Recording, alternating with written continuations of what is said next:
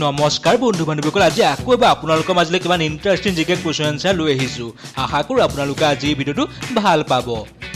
আজি 1 নম্বৰ প্ৰশ্নটো হৈছে, এজন ব্যক্তিয়ে নিজৰ নামৰ কিমানটা বেংক একাউণ্ট চলাব পাৰে আপোনালোকে জানেনে?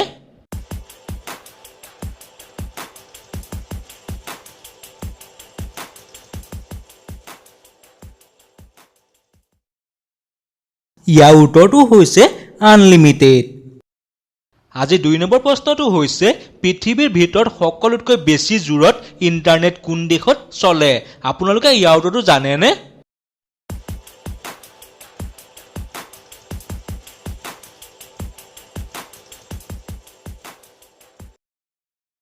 ইয়াৰ উত্তৰটো হৈছে দক্ষিণ কোৰিয়া দেশত। আজি 3 নম্বৰ প্ৰশ্নটো হৈছে, এনেকুৱা কি জীৱই জুইৰ ওপৰত বহি ভোজন কৰি ভাল পায়?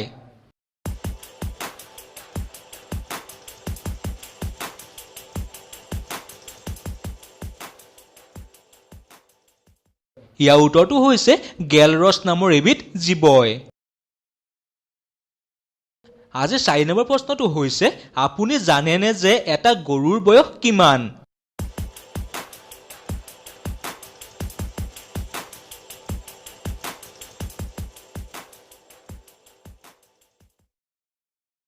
ইয়াৰ উত্তৰটো হৈছে অতিক্ৰমেও 16 বছৰ। আজি 5 নম্বৰ প্ৰশ্নটো হৈছে, কোনখন দেশক 4টা নামেৰে জনা যায়? ইয়াৰ উত্তৰটো আপোনালোকে নিশ্চয় জানে।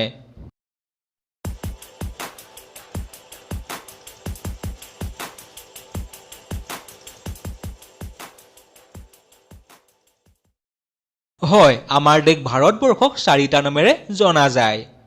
আজি 6 নম্বৰ প্ৰশ্নটো হৈছে, হেলিকপ্টাৰৰ ওজন কিমান হ'ব পাৰে জানেনে আপোনালোকে?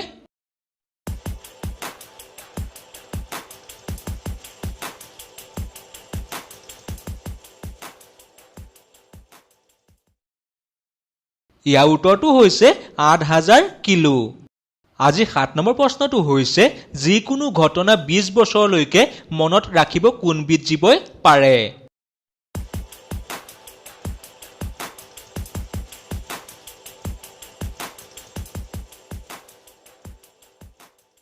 ইয়াৰ উত্তৰটো হৈছে ডলফিন। হয় বন্ধু বান্ধৱীসকল, ডলফিনে যিকোনো ঘটনা 20 বছৰলৈকে মনত ৰাখিব পাৰে। আজি 8 নম্বৰ প্ৰশ্নটো হৈছে, আপোনালোকে জানেনে যে ইতিহাসৰ সকলোতকৈ ডাঙৰ শাস্তি কি আছিল?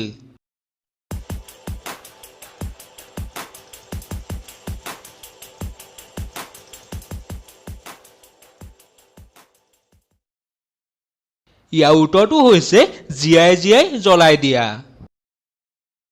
আজি 9 নম্বৰ প্ৰশ্নটো হৈছে, 32টা মগজু কোনবিধ জীৱৰ আছে?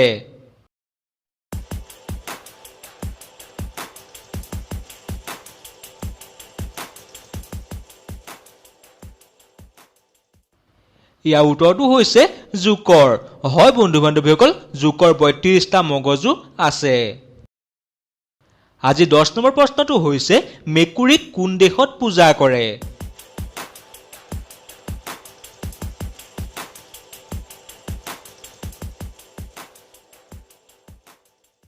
ইয়াৰ উত্তৰটো হৈছে ইজিপ্ত দেশত। হয় বন্ধু বান্ধৱীসকল, ইজিপ্ত দেশত মেকুৰীক পূজা কৰে।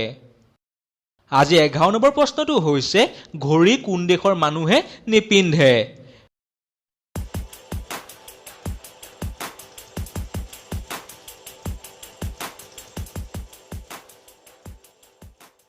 ইয়াৰ উত্তৰটো হৈছে কিউবা দেশৰ মানুহে ঘড়ী নিপিন্ধে।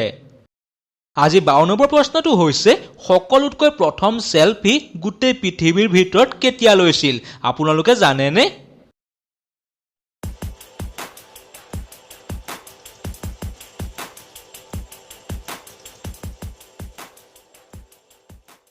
ইয়াৰ উত্তৰটো হৈছে 1839 চনত।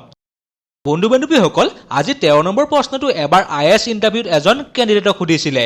তেখেতক সুধিছিলে, এনেকুৱা কি বস্তু আছে যিটো পত্নীয়ে অকল স্বামীকহে দিব পাৰে, আন কাকো দিব নোৱাৰে? ইয়াৰ উত্তৰটো কি হ'ব পাৰে আপোনালোকে অলপ ভাবকচোন।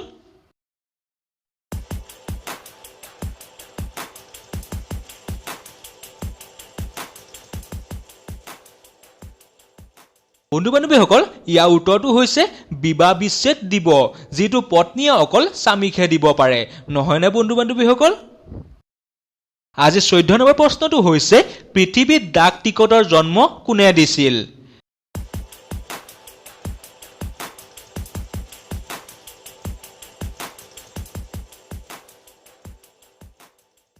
ইয়াৰ উত্তৰটো হৈছে ইংলেণ্ডৰ ছাৰ ৰোলাণ্ডে। আজি শেষৰ অৰ্থাৎ 15 নম্বৰ প্ৰশ্নটো হৈছে ভাৰতৰ 12খন ৰাজ্য অতিক্ৰম কৰি পাৰ হৈ যোৱা ৰেলখনৰ নাম কি হয়? আপোনালোকে জানেনে?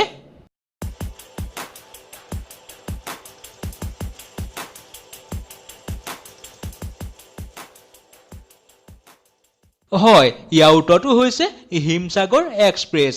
গতিকে বন্ধু বান্ধৱীসকল আজিলৈ ধন্যবাদ।